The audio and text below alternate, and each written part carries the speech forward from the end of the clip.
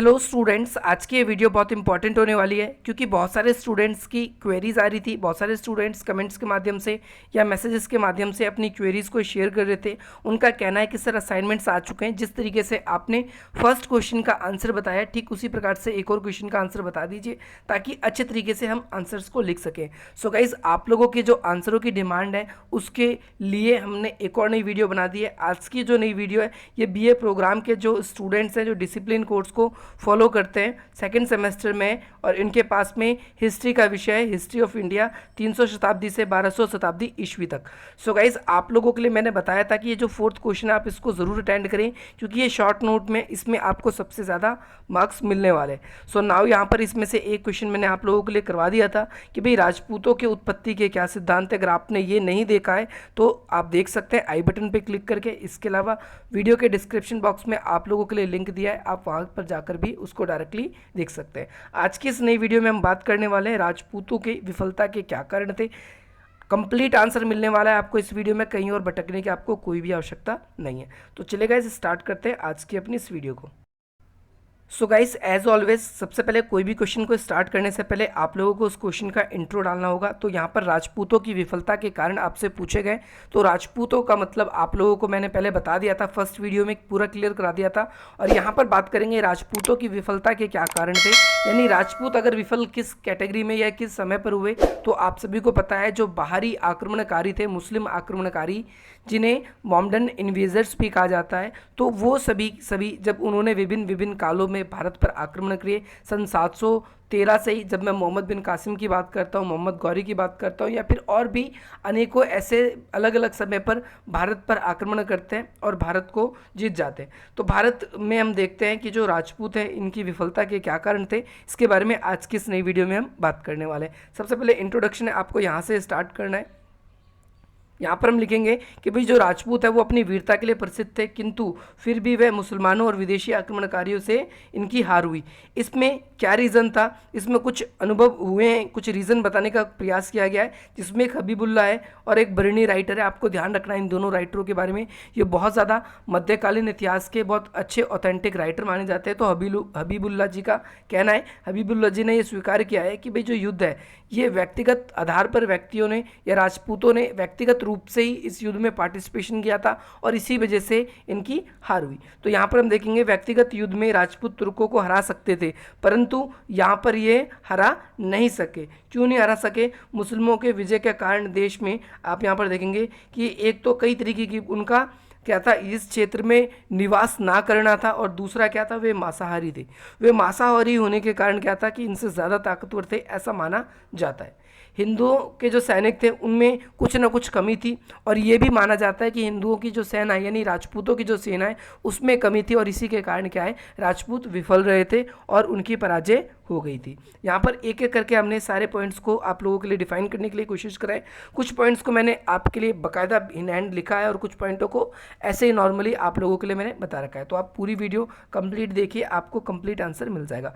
तो यहाँ पर मुस्लिमों की सफलता का एक मुख्य कारण था कि देश में उस समय हमारी कोई भी राजनीतिक एकता नहीं थी, यानी पॉलिटिकल इंटीग्रेशन नहीं था। राजपूत जो थे वो देश में अलग अलग भागों में विभाजित हो रखे थे, लेकिन जो तुर्क थे वो शक्तिशाली थे, वो एकत्र थे, और हमारे यहाँ पर कोई भी ऐसी शक्ति नहीं थी जो तुर्कियों का सामना करने के लिए उपयुक्त हो। और यहाँ पर देखेंगे भारत में उस समय राज्य जो थे समूह में बटे हुए थे, और देश में विभिन्न भागों में व्यक्तिगत शासक थे, एक दूसरे से ईर्ष्या थी, लड़ाई झगड़े होते थे, राजपूत भी उसमें उलझे रहते थे। और जो राजपूत शूरवीर थे उनके लिए ये काफ़ी ज़्यादा आवश्यक था कि वो एक साथ संगठित रहें, परंतु कई बार क्या होता था, राजपूत एक दूसरे के युद्ध में पार्टिसिपेशन कर लेते थे और एक दूसरे को हरा कर ही अपने साम्राज्य को इन्होंने काफ़ी ज़्यादा कमज़ोर बना दिया था। तो यहाँ पर हम देखेंगे राजपूत राजा के विरुद्ध में दूसरा जो राजपूत नेता होता था वो युद्ध में हमेशा लड़। सो नाउ यहाँ पर आप देखेंगे कि जो बहुत सारे राजपूत राजा हैं यहाँ पर एक दूसरे से युद्ध के लिए हमेशा तैयार रहते थे और इनमें एकता ना के बराबर थी। साथ ही साथ यहाँ पर हम देखते हैं राजपूत जो सैनिक संचालन करते थे उनके सैनिक संचालन में भी दोष था। राजपूत के पास ना तो अच्छी ठीक ढंग से सैनिकों का प्रबंध था और ना ही उनके पास में सेना के लिए पर्याप्त हथियार थे। युद्ध भूमि में नए हथियारों का संचालन करने का उनको ज्ञान भी नहीं था। तुर्क जो थे, मुस्लिम जो थे, इस मामले में काफ़ी ज़्यादा ताकतवर थे और जो उनको था, उनके पास में काफ़ी ज़्यादा नए नए किस्म के हथियार थे और वे राजपूत को इसी वजह से हरा दिए। राजपूत अगर आप देखेंगे तो क्या है, पुराने हथियारों पर निर्भर रहते थे। जैसे इसके अंदर हम देखेंगे, इसके अंदर हम देखेंगे जो तुर्क जो थे वे क्या करते थे कि उनके पास में हाथियाँ नहीं थी, वो घोड़ों पे युद्ध किया करते थे और घोड़ों पे जब ये युद्ध किया करते थे तो घोड़े हाथियों की तुलना में काफ़ी ज़्यादा तेज़ थे। राजपूत हमेशा पर्याय हम देखते हैं हाथियों पर बैठकर युद्ध किया करते थे और कई बार क्या था, ये राजपूतों के लिए हानिकारक भी रहा, क्योंकि कई बार जो तुर्क थे वो क्या करते थे, हाथियों को टॉर्चर करते थे, हाथियों को ही भाला मारते थे। इससे क्या करते थे, हाथी गुस्सा होकर कई बार अपनी सेना को ही कुचल देते थे। तो ये भी रीज़न हमें कई बारी देखने को मिलता है। साथ ही साथ जो राजपूत थे वो क्या करते थे, तलवारों से लड़ते थे और बल्कि मुस्लिम जो थे धनुष बाणों से लड़ते थे और दूर से ही इस चीज़ का मुकाबला कर लेते थे, दूर से ही वो अपने टारगेट को स्पॉट कर लेते थे। इसी तरीके से, इसी वजह से हम देखते हैं कि जो राजपूत है वो युद्ध के अंदर हार जाते हैं। अब हम बात करेंगे यहाँ पर अगले ऐसे पॉइंट्स जो मैंने आप लोगों के लिए लिखे नहीं है, लेकिन फिर भी आप लोगों को अच्छी तरीके से समझाएं, आप वो पॉइंट यहाँ से ज़रूर लिख लेंगे। फर्स्ट सेकंड पॉइंट आपको समझा दिया गया है। तीसरा, राजपूत जो है युद्ध को सिर्फ दंगल समझते थे। दंगल समझने का मतलब ये है कि वे समझते थे कि जो युद्ध जो है ये एक वीरता और साहस दिखाने का एक स्थान है जहाँ पर हमें अपने साहस को दिखाना चाहिए। परंतु जो अलग से उनके शत्रु थे वो कभी भी ऐसा नहीं सोचते थे, यानी जो मुस्लिम थे वो कभी भी ऐसा नहीं चाहते थे, वो कभी ऐसा नहीं सोचते थे। हमेशा राजपूत जो थे वो नियमों को मानते थे, वो खेलों को, नियमों को अपने आप को बंधन में बांधने के लिए तैयार रखते थे राजपूत हमेशा। लेकिन जो दूसरे थे वो हमेशा कभी भी तैयार नहीं रहते थे। अगर उन्हें थोड़ा सा भी मौका मिलता था तो वो सारे नियमों को उल्लंघन किया करते थे। यहाँ आप सभी को ध्यान रखना है कि भाई युद्ध के अंदर जितने नियम होते थे राजपूत सभी नियमों का पालन करते थे और ये नियमों का पालन करना भी इनके लिए क्या था, हानिकारक रहा। यहाँ पर देखेंगे विजय के लिए कोई भी साधन जो मुस्लिम थे वो यूज़ करते थे और जो वही बात है पीछे नहीं हटते थे। वो उनका विश्वास था कि अंत भला तो सब भला, परंतु यहाँ पर ऐसा नहीं होता था। हम कई बार देखते हैं जो मुस्लिमों ने क्या किया, जिन साम्राज्यों को वो हरा नहीं सकते थे तो उन्होंने क्या किया, कई बार उन्होंने छल का भी किया कि जैसे फॉर एग्जांपल अगर एक साम्राज्य का शासक है उसको अगर हम हरा नहीं पा रहे तो यहाँ से नदी बहकर आ रही है तो विष, कई बार क्या करते थे मुस्लिम कि इसमें ही विष मिलवा दिया करते थे। इससे क्या होता था, यहाँ की जो प्रजा थी विष पीकर ही आधी से ज़्यादा खत्म हो जाया करती थी। आई होप आपको ये भी क्लियर हो चुका होगा। तो शत्रुओं को पानी के स्रोत में, शत्रुओं के पास में जो पीने का पानी ना पहुँचे, कई बार उनका पानी बंद कर दिया जाता था और उन्हें कई बार बाध्य होकर पराजित का सामना करना पड़ जाता था। ऐसा भी हमने कई बार देखा है। आई होप आपको ये क्लियर हो गया होगा। इसके साथ साथ चौथा पॉइंट है कि भाई युद्ध के परिणामों को भाग्य का परिणाम मान लेना। कई बार हबीबुल्लाह जो राइटर है जिसके बारे में मैंने आपको बताया, उनका मानना था कि राजपूत जो था उनकी सेना में सबसे बड़ा दोष यही था कि वो क्या करते थे कि भाई युद्ध के, अगर वो किसी युद्ध को हार गए तो वो उसको अपना भाग्य समझते थे और दोबारा कभी प्रयास नहीं करते थे। लेकिन मुस्लिमों में ऐसा चीज़ हमने नहीं देखा। अगर आप देखेंगे मोहम्मद गौरी पहली बार में क्या हुआ था कि पृथ्वीराज चौहान से हार गया था, परंतु दूसरी बार भी उसने प्रयास किया। लेकिन ऐसा राजपूत नहीं करते थे। एक बार अगर वो हार गए तो उनको लगता था कि ये भाग्य निर्णय और भाई हमारा साम्राज्य हमारे हाथों से चला गया, वो दोबारा छीनने की कोशिश भी नहीं करते थे। मुस्लिमों के टाइम में हम ठीक से मुगल काल पढ़ेंगे तो उसके अंदर हम यही चीज़ देखते हैं। हुमायूं जो है, हुमायूं के टाइम पीरियड पे हमें देखने को इसी प्रकार से मिलता है कि एक बार शेरशाह सूरी जी ने पराजित कर दिया, परंतु हुमायूं फिर दोबारा क्या करता है, उस प्रदेश को जीतता है, भारत को फिर से वो जीतता है। तो यहाँ पर यही है, देखो यहाँ पर बताया गया है कि युद्ध को अपने भाग्य का परिणाम मान लेते थे। वे मुठभेड़ में, युद्धों में कोई भी भेदभाव नहीं करते थे। राजपूत जो था वो बहुत जल्दी अपनी हार को स्वीकार कर लेते थे और कई बार क्या है कि अपनी प्रजा को रक्षा करने टाइम ही वो अपनी जान दे दिया करते थे। लेकिन जो मुस्लिम इन्वेजर्स थे वो ऐसा नहीं करते थे। कई बार वो अपनी प्रजा को छोड़कर भी भाग जाते थे। जब उन्हें लगता था कि नहीं भाई अब हम युद्ध में हार जाएंगे तो वो कई बार क्या करते थे, अपनी प्रजा को छोड़कर भी चले जाया करते थे। इसके बाद राजपूत कभी भी अपने जो शत्रु थे उन पे पहले कभी हमला नहीं करते थे। हबीबुल्लाह जी का यही कहना है कि राजपूत जो थे वो सैनिक प्रथाओं का सबसे बड़ा उनका दोष यही था कि शत्रुओं पे वो पहले आक्रमण नहीं करते थे।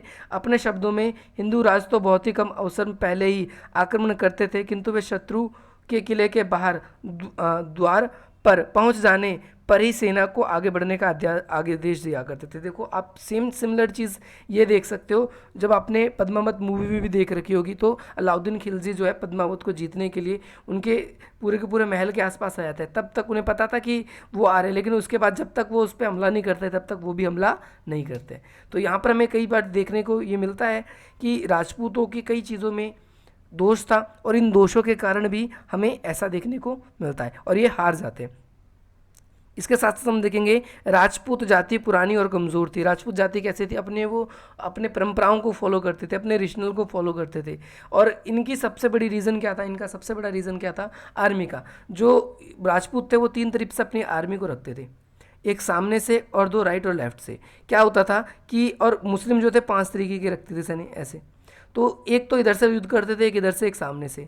लेकिन मुस्लिमों में क्या था, मुस्लिम क्या करते थे, जब ये दोनों सेना थक जाती थी तो इन दोनों को पीछे कर लिया जाता था और पीछे की जो सेना है वो आगे आ जाती थी। और जब ये पीछे की सेना जब ये आगे आती थी तो हम इसके अंदर क्या देखते हैं, देखो पहला दूसरा ये दोनों युद्ध चल रहा है सामने सामने। पीछे मुगल जो थे अपनी जो आर्मी को होल्ड रखते थे, इसलिए होल्ड रखते थे ताकि जब भी ये जब थक जाए पूरा पोर्शन तो इसको पीछे कर लिया जाए, इसको पीछे कर लिया जाए और इस समय में इसके बाद फिर जो पीछे सेना रेस्ट कर रही है उसको आगे कर लिया जाए। इसके साथ दास प्रथा भी हमें देखने को मिलती है कि भाई हम क्यों हार गए। हमारा रीज़न ये था, राजपूतों का हारने का एक कारण ये भी था कि भाई जो मुस्लिम थे वो दासों को बहुत ज़्यादा वैल्यू देते थे और दास एक से बढ़कर एक थे। आगे चल के हम देखते हैं स्लेव डायनेस्टी पूरी रहती है, इसमें आपका मोहम्मद गौरी ने इसको स्टार्ट किया, कुतुबुद्दीन ऐबक आता है, फिर इल्तुतमिश आता है, फिर इसके बाद फिर देखते हो आप रजिया सुल्तान, ऐसे बहुत सारे शासक आगे, फिर बलबन जैसा खतरनाक शासक भी आता है। तो दास भी बहुत महत्वपूर्ण थे। भारत में दासों को नहीं रखा जाता था, आर्मी का एक मेन हिस्सा नहीं माना जाता था, लेकिन जो मुस्लिम थे वो आर्मी का मेन हिस्सा मानते थे। इसके साथ साथ हिंदुओं की बहुत सारी त्रुटियां भी थी, यानी राजपूतों की बहुत सारी गलतियां थी और इन सभी गलतियों के कारण ही हम देखते हैं आगे चल के कि भाई जो राजपूत है वो हार जाते हैं। आई होप गाइस आप लोगों को इस वीडियो से काफ़ी ज़्यादा वैल्यू मिलेगी। आप इन पॉइंट्स को अच्छे तरीके से लिखें, आपको और कहीं से कुछ लिखने की ज़रूरत नहीं है। लास्ट में आपको क्या करना है, निष्कर्ष जरूर ऐड करना है, क्योंकि विदाउट निष्कर्ष योर आंसर इज़ इनकम्प्लीट। आपका आंसर जो है वो अधूरा है। और आपको अधूरा आंसर कैसे पूरा करना है मैं आपको ये भी बता देता हूँ। आपको पूरा आंसर इस तरीके से करना है कि भाई निष्कर्ष, जैसे इसमें आपने देखा कि भाई राजपूतों के हार के क्या कारण थे, तो इसमें हम लिखेंगे कि इनकी परंपरा, दूसरी बात इनके सैनिक दोष निष्कर्ष के अंदर, और तीसरी बात जो मुस्लिम थे वो इंटीग्रेट थे। हमारे यहाँ पर सिर्फ क्षत्रिय वर्ग था ऐसा जो युद्ध के अंदर पार्टिसिपेशन करता था। आप सबको पता है प्राचीन काल में ही ब्रह्म व्यवस्था थी, उसमें ब्राह्मण, वैश्य, क्षत्रिय, शूद्र।